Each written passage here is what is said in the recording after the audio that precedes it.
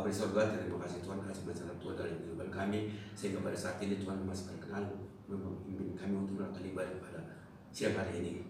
Kami mohon tuntunan Tuhan menyertai kami. Amin.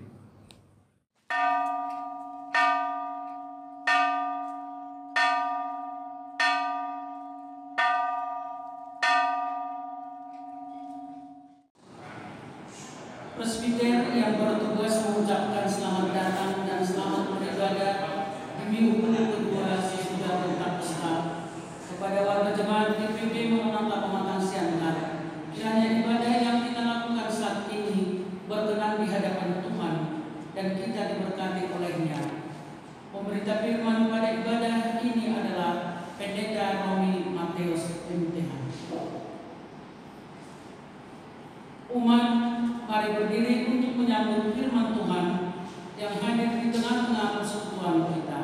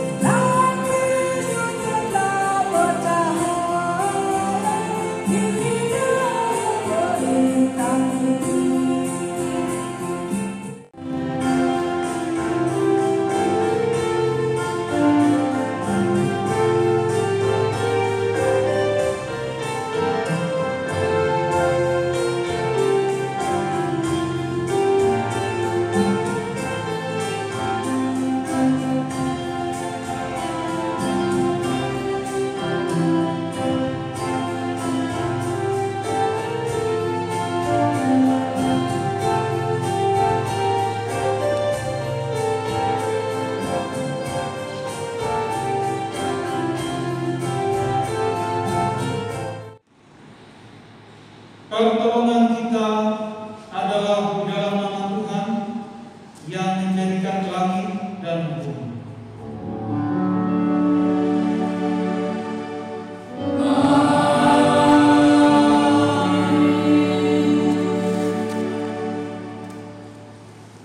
Maka sekarang marilah kita mengikat perjanjian aku dan engkau, supaya itu menjadi kesaksian antara aku dan engkau.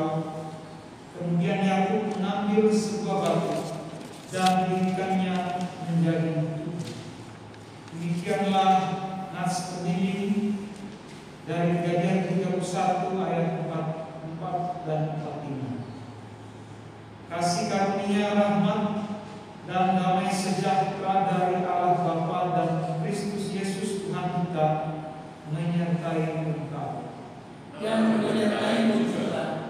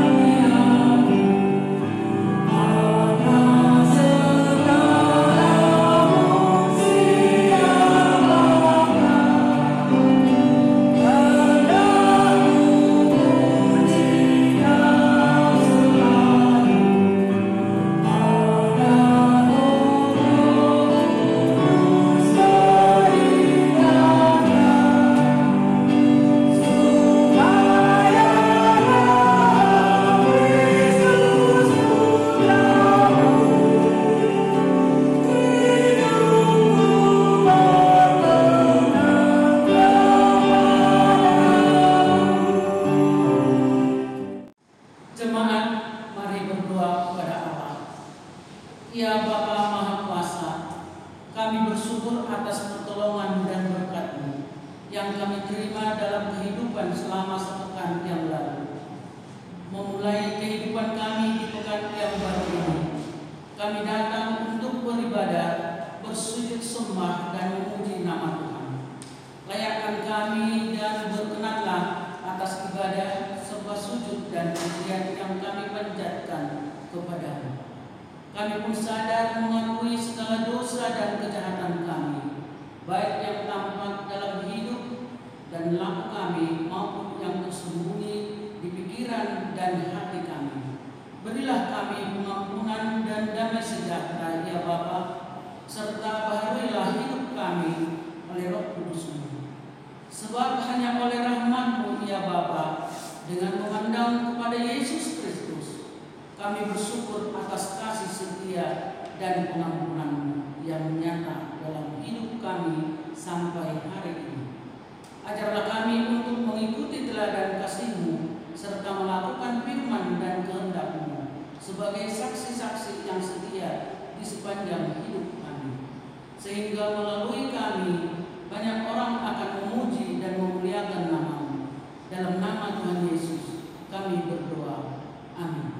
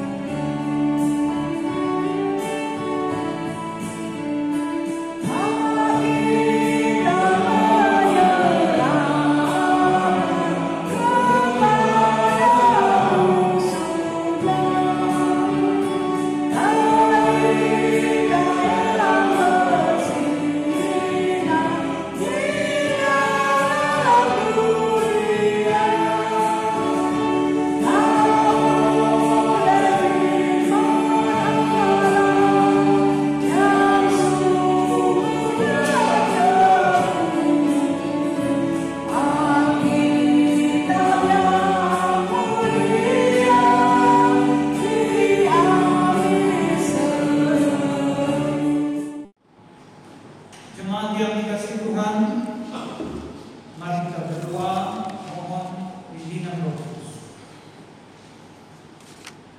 Ya Tuhan, firman-Mu adalah harta terpendam yang menjamin kehidupan kami di bumi dan di surga.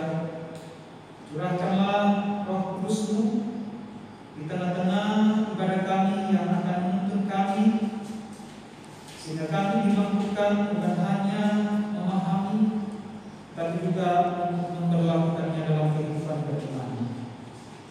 Berfirman-Lah ya Tuhan, kami telah sedia mendengarkan firman-Mu.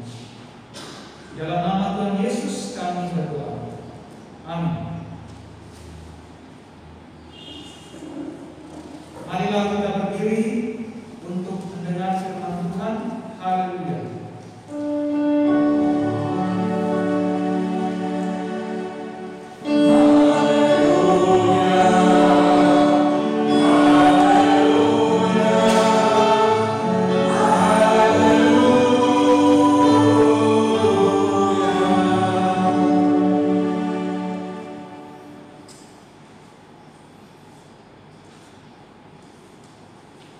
Bacaan Alkitab hari ini dari kitab Kejadian 31 ayat 43 sampai 50 yang menyatakan,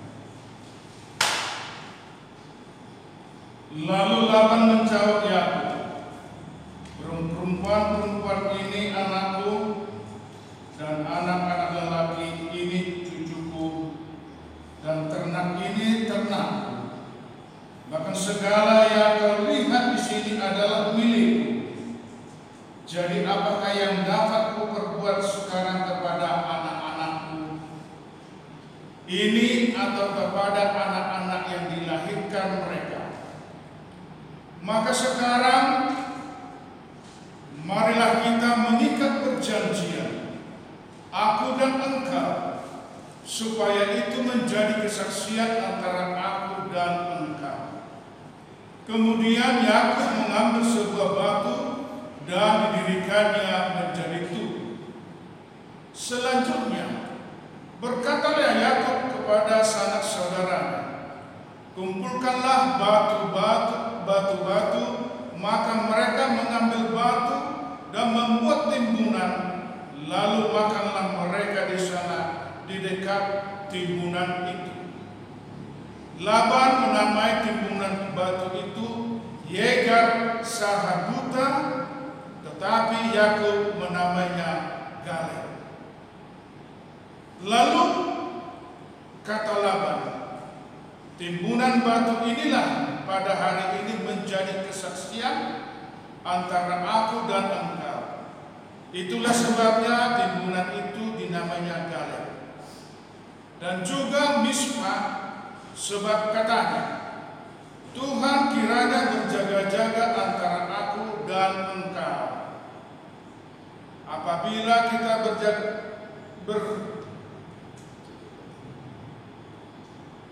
berjauhan, jika engkau mengaibkan anak-anakku, dan jika engkau mengambil istri lain di samping anak-anakku itu, ingatlah, walaupun tidak ada orang dekat kita, Allah juga yang menjadi saksi antara aku dan engkau. Hendaklah firman Tuhan yang dengan segala kekayaannya di antara kamu, dan ucaplah syukur kepada Allah.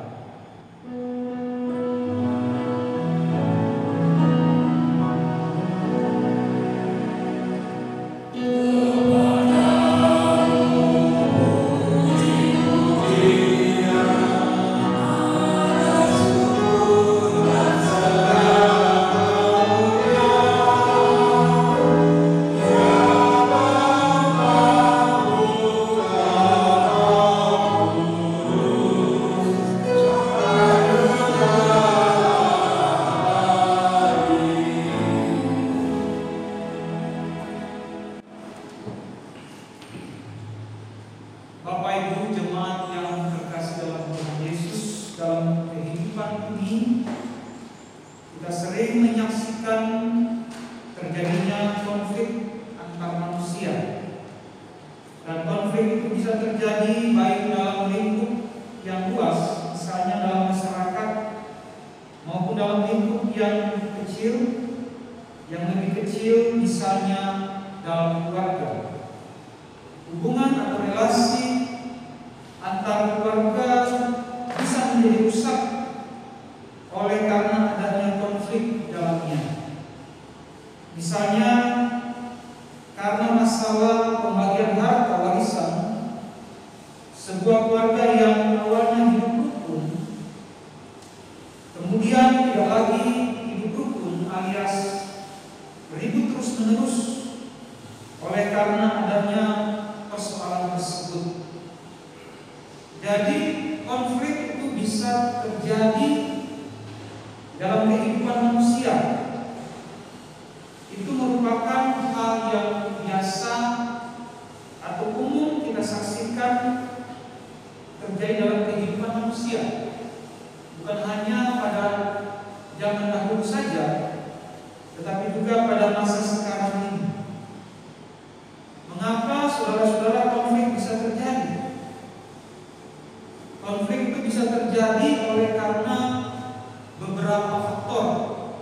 Misalnya ketika kita tidak mau saling menghargai satu sama lain, ketika masing-masing mau menang sendiri, atau hanya mengutamakan kepentingannya sendiri, maka disitulah gampang sekali terjadi konflik.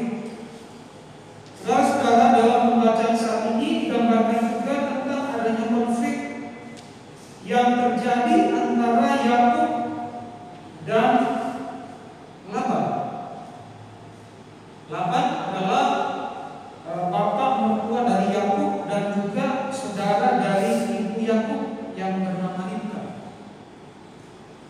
Dan kita bisa membaca saudara-saudara latar belakang timbulnya konflik di antara mereka itu dalam ayat-ayat sebelumnya. Jadi kalau kita perhatikan pada bagian sebelumnya diceritakan hal yang menyebabkan terjadinya konflik di antara Yakub dan Laban. Dan hal itu masih ada kaitannya juga dengan masalah kekayaan. Dengan kecerdikannya Yakub berhasil memperoleh harta yang banyak ketika dia tinggal bersama Laban. Sehingga saudara-saudara, hal ini menyebabkan Laban menjadi kesal dan cemburu kepada Yakub. Saudara-saudara, Bapak Ibu, karena adanya konflik ini,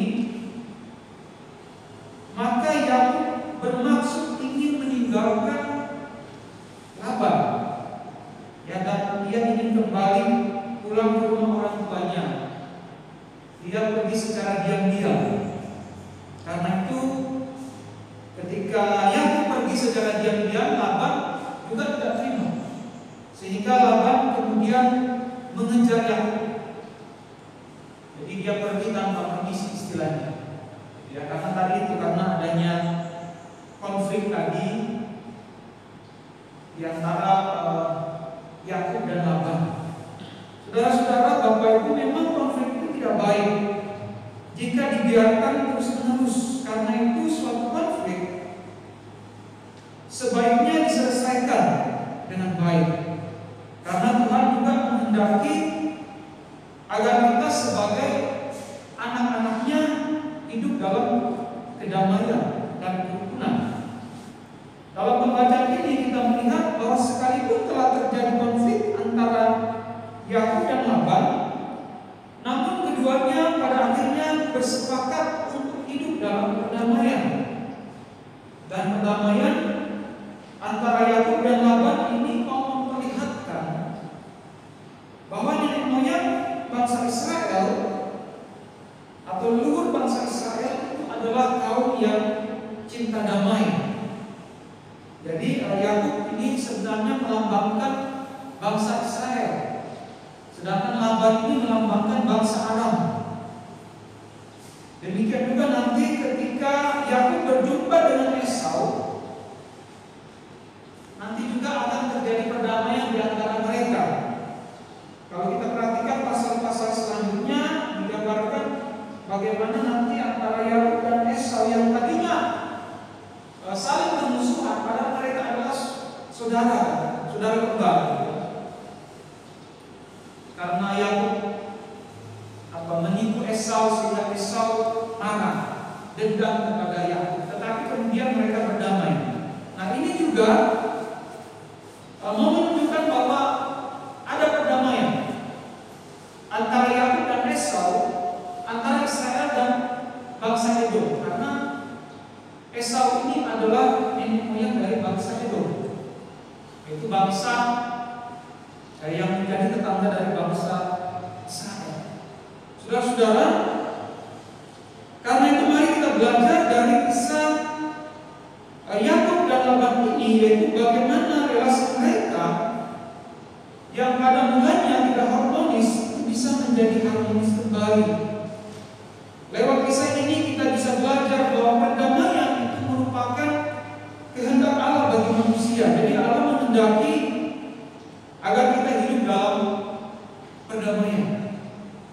Karena itu saudara-saudara, dalam ayat-ayat sebelumnya Allah telah mengingatkan Laban sebelum dia menjumpai Yakub agar dia jangan mengata-ngatai Yakub, karena hal itu hanya akan memperburuk relasi di antara mereka. Jadi perdamaian sebenarnya dimulai dari diri kita sendiri, yaitu ketika kita mampu bersikap baik, ketika kita mampu bersikap benar sesuai dengan kehendak Tuhan. Saudara-saudara, kita diingatkan untuk bisa mengendalikan diri kita, baik dalam bertingkah laku maupun dalam bertutur kata. Jadi walaupun Laban kesal kepada Yakub, ya karena Yakub telah melarikan diri, tetapi Laban diingatkan untuk tidak mengata-ngatai Yakub, tidak mengucapkan kata-kata yang akan menyakiti hati Yakub. Inilah yang dikatakan Tuhan kepada Laban, ya, sebelum Laban berjumpa dengan Yakub. Jadi saudara-saudara yang terkasih, Allah menghendaki agar kita hidup dalam kedamaian. Tetapi hal itu juga bergantung dari diri kita masing-masing. Allah tidak pernah memaksa manusia. Walaupun Allah ingin kita hidup damai, tetapi kalau kita sendiri tidak mau berdamai, ya tidak ada gunanya. Ya, apakah kita ingin hidup dalam perdamaian ataukah selamanya kita ingin hidup dalam permusuhan, dalam kebencian, dalam kepahitan dan lain sebagainya? Saudara-saudara, Laban menyadari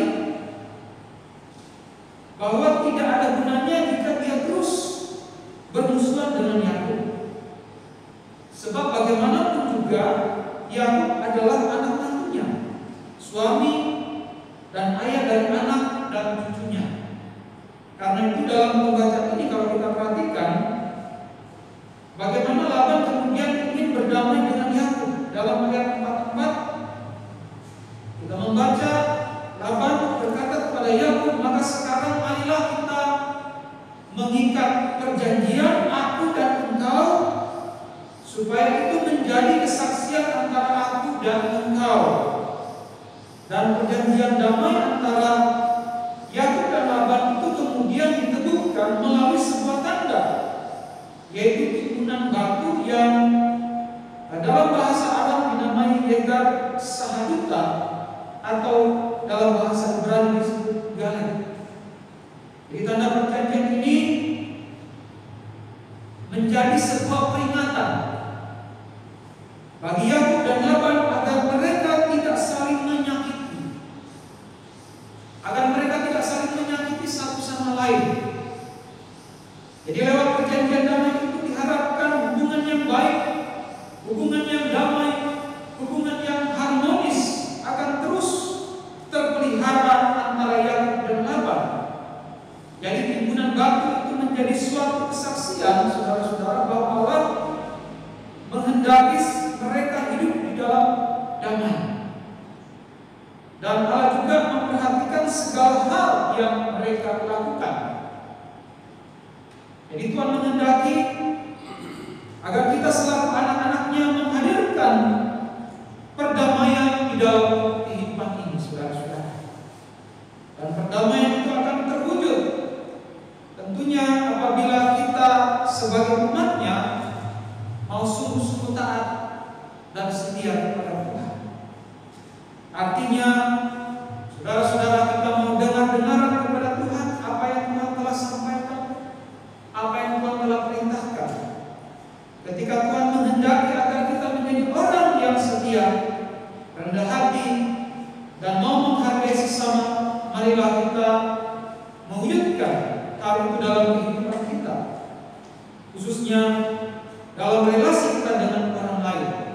Walaupun orang lain itu adalah orang yang berbeda dari kita, orang yang tidak seagama, orang yang tidak seiman, orang yang tidak sesuku bangsa, tetapi kita mau saling menghargai, kita mau saling menerima segala perbedaan yang ada. Jadi itulah yang akan terjadi ketika kita mau saling menerima, ketika kita mau saling menghargai. Itulah yang menjadi persyaratan bagi terwujudnya kedamaian di tengah-tengah kehidupan kita sebagai manusia. Jadi memang tidak mudah, saudara-saudara. Karena itu kita juga ingatkan sebagai manusia agar kita mau merendahkan diri, jangan kita mengeraskan hati, jangan kita bersikap egois. Tetapi sebagai anak-anak Tuhan, marilah kita belajar untuk menyangkal diri, artinya membuang semua sifat egois, mematikan keakuan, menyelipkan kedagingan kita, dan bersedia untuk dipimpin oleh Tuhan. Jadi jangan biarkan sifat mementingkan diri itu menguasai dan mengendalikan perilaku hidup kita. Tapi biarlah Tuhan saja melalui Roh Kudus-Nya yang akan senantiasa menuntun dan menguasai kehidupan kita sekalian, sehingga kehidupan kita menjadi kehidupan yang menghadirkan damai bagi orang lain.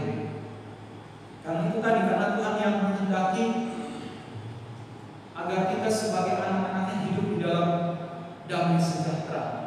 Dan itu sebenarnya, saudara-saudara, dimulai dari diri kita sendiri, dari dalam keluarga kita, dari dalam gereja kita. Makanya pembacaan kita pada saat ini berbicara tentang bagaimana hubungan yang baik itu dimulai dari dalam keluarga, dari antara orang yang dekat dengan kita, bukan orang yang jauh. Kadang-kadang hubungan kita dengan orang lain baik, tetapi hubungan kita dengan orang yang dekat dengan kita, dengan saudara kita sendiri, dengan bahkan dengan sesama saudara seiman itu tidak baik. Padahal kita harus hidup dalam kerukunan karena apa, saudara-saudara? Karena ketika kita hidup dalam kerukunan, dalam kehidupan keluarga kita, dalam kehidupan persekutuan kita, maka itu menjadi sebuah kesaksian yang indah. Sehingga lewat kesaksian yang kita nyatakan itu, orang lain boleh percaya kepada kita. Jangan sampai orang lain menilai orang Kristen katanya punya kasih, tetapi lihat dalam kehidupan mereka sendiri tidak saling menghargai. Ya, jadi mari kita mulai, saudara-saudara, menghadirkan perdamaian itu di dalam kehidupan kita, di tengah-tengah keluarga kita, sehingga Tuhan senantiasa akan memampukan kita untuk menjadi seorang berkat di tengah-tengah dunia ini. Itulah tugas dan panggilan kita sebagai anak-anak Tuhan yang sudah juga kita menerima karya perdamaian oleh Tuhan Yesus Kristus, yang sudah memperdamaikan kita dengan Allah Bapa di surga. Kiranya Tuhan akan memampukan kita menjadi orang-orang yang menghadirkan damai sejahtera di tengah-tengah dunia ini. Tuhan Yesus memberkati. Amin.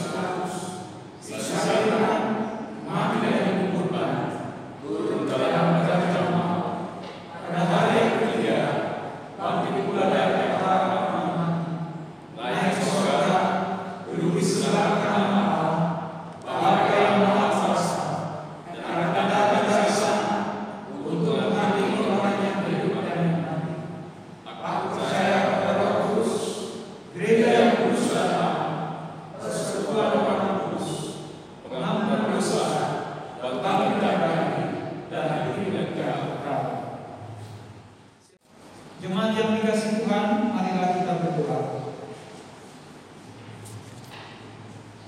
Ya Tuhan, Allah Bapa kami, Allah yang kami muliakan dalam nama Tuhan Yesus, Kepala Gereja kami sungguh bersyukur dan berterima kasih ya Tuhan atas kesempatan yang Tuhan berikan yang memungkinkan kami untuk dapat beribadah pada hari ini, yang juga dalam ibadah ini kami sudah mendengarkan sebagian daripada firman-Mu.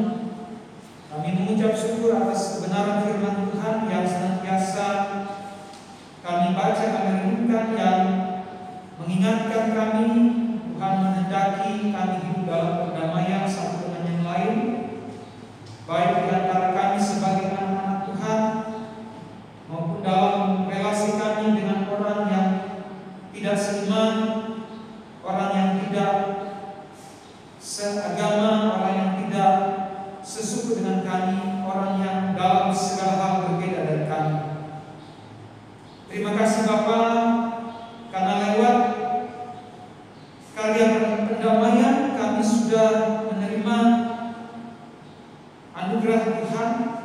kami yang menjadi seteru-seteru Allah telah diperdamaikan oleh Tuhan. Dan karena itu kami diingatkan untuk menghadirkan karya pendamaian itu di tengah-tengah kehidupan ini.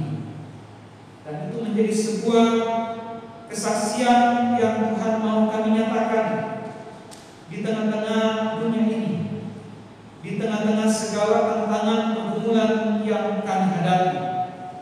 Karena itu ya Tuhan, dalam segala pergumulan ini kami mau datang menyerahkan apa yang menjadi pergumulan kami sebagai anak-anak Tuhan, sebagai umat manusia yang kami diperhadapkan dengan situasi pandemi COVID-19. Ialah di tengah-tengah keadaan yang sulit ini, kami sebagai gereja Tuhan tetap Tuhan sertai dan tetap Tuhan mampukan untuk menghadirkan tanda-tanda kerajaan Allah, sehingga nama Tuhan yang akan senantiasa dipermuliakan di dalam setiap tugas pelayanan, karya pelayanan yang boleh kami persembahkan bagi kemuliaan nama Tuhan. Kami menyerahkan gereja Tuhan, khususnya GPI Gereja Maranatha Pematang Siantar, agar kami tetap setia untuk terus menjawab panggilan Tuhan lewat persekutuan pelayanan dan kesaksian, lewat ibadah yang juga boleh kami laksanakan dalam segala keterbatasan ini. Walaupun kami beribadah tidak bersama-sama di gedung gereja, tetapi Tuhan persatukan kami di dalam kuasa Roh yang kudus di mana umatmu berada, ketika kami boleh memuji memuliakan Tuhan, ketika kami boleh mendengarkan firman Tuhan ini. Kami berdoa Tuhan untuk dunia ini yang menderita oleh karena pandemi COVID-19.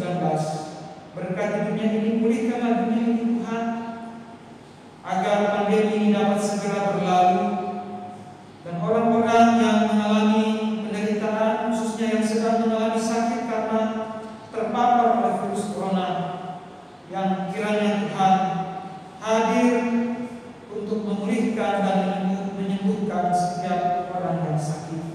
Berkati juga para dokter, para perawat yang juga sedang menolong orang-orang yang sakit.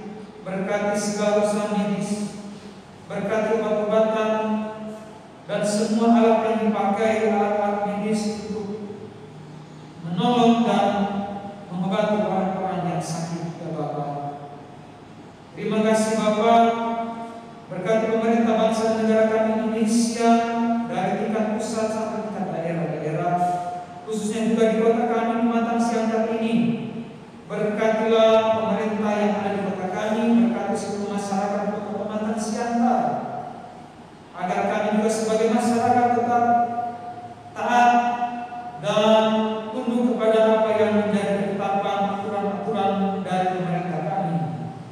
Karena semua yang telah ditetapkan itu diwujudkan, dilaksanakan untuk kebaikan kami semuanya. Berkati setiap jemaat, berkati setiap keluarga, berkati setiap pribadi dalam menghadapi segala pergumulan. Tuhan tidak akan pernah meninggalkan umat-Mu. Juga kami berdoa kepada jemaat kami yang boleh bersukacita ketika mereka boleh merayakan ungkapan usia di sepanjang minggu ini. Berkati sukacita atas hari ulang tahun yang boleh mereka syukur kepada Tuhan. Berkati para majelis jemaat, para presbiter yang juga boleh melayani pada hari ini, pemain musik, pemandu lagu. Berkati kami semua Tuhan, layakkan kami sehingga kami senantiasa boleh memberikan apa yang ada pada diri kami untuk Tuhan. Kuduskan, layakkan kami sehingga nama Tuhan senantiasa dipermuliakan lewat pelayanan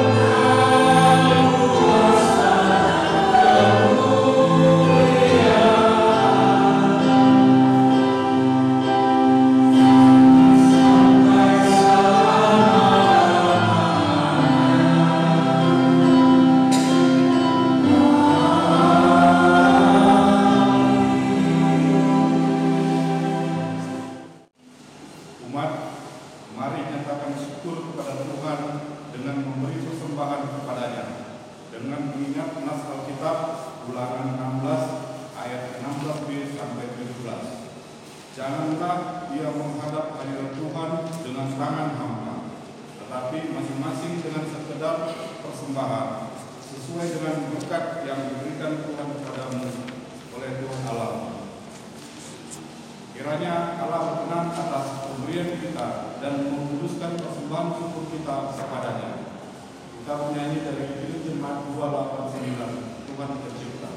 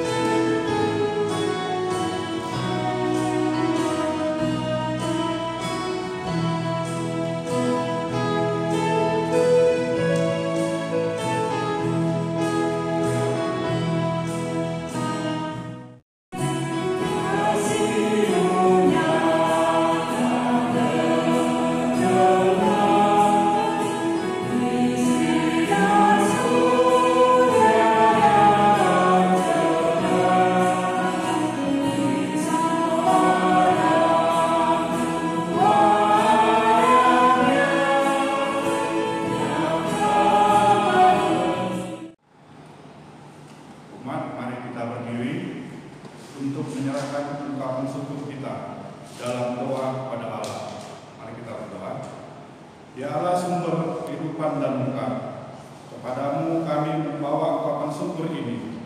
Terimalah ya Allah sebagai tanda bahwa kami pun ingin memberi diri sebagai Kristus, bagaimana Kristus telah berkorban untuk kami. Pakailah hidup kami menjadi alat damai sejahtera bagi sesama, sehingga hidup kami ini selalu membawa kemuliaan nama-Mu. Amin.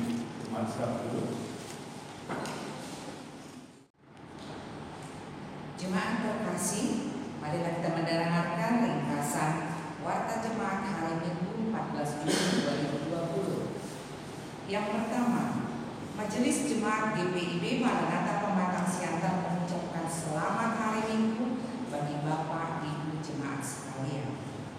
Yang kedua, bagi Bapak Ibu yang ingin memberikan persembahan ibadah minggu, persepuluhan, PTB, syukur hud, dan lain-lain, dapat memberikan langsung ke kotak persembahan di kantor sekretariat gereja atau rekening gereja. Yang ketiga, bantuan kasih dari jemaat untuk jemaat.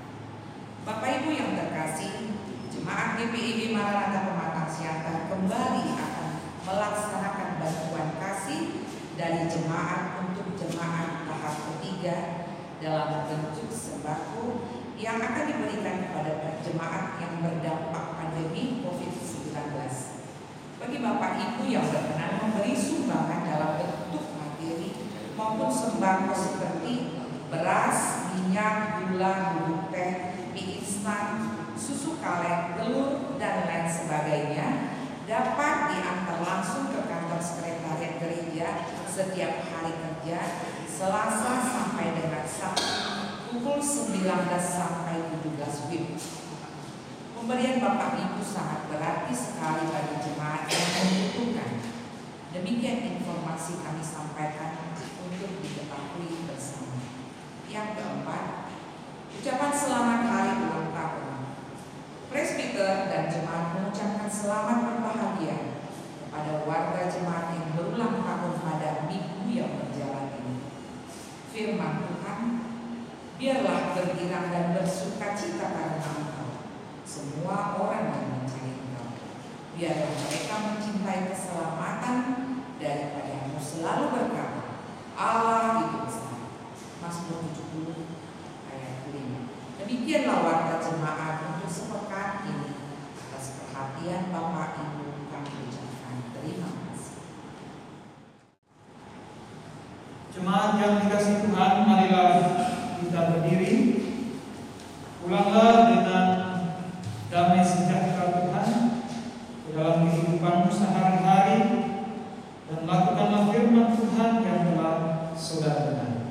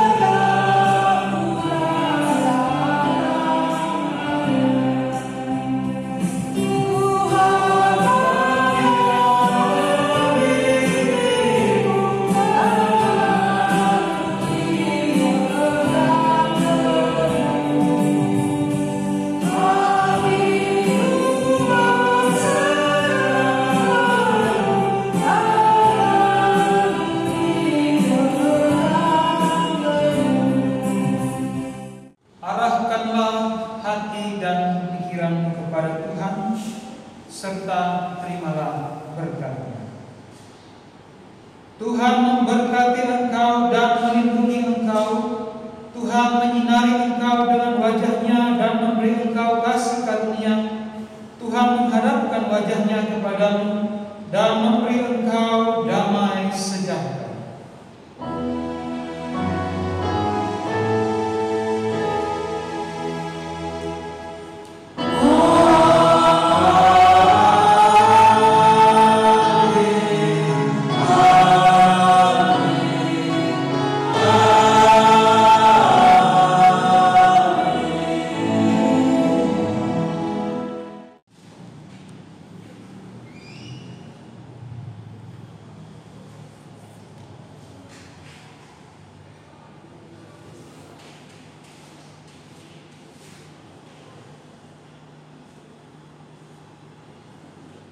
Selamat hari Minggu, Tuhan Yesus memberkati.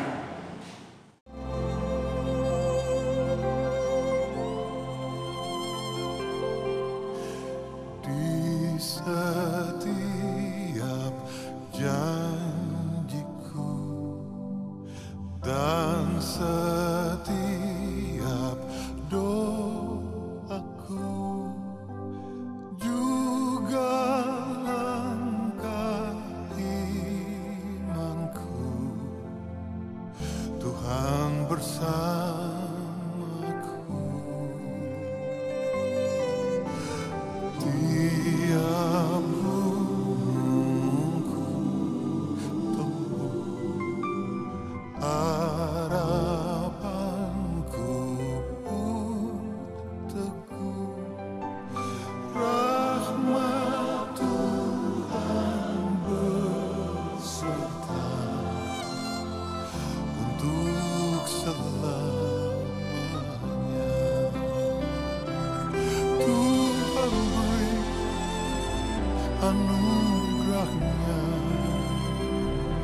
Tuhan beri kuasa-Nya. Kristuslah di dalam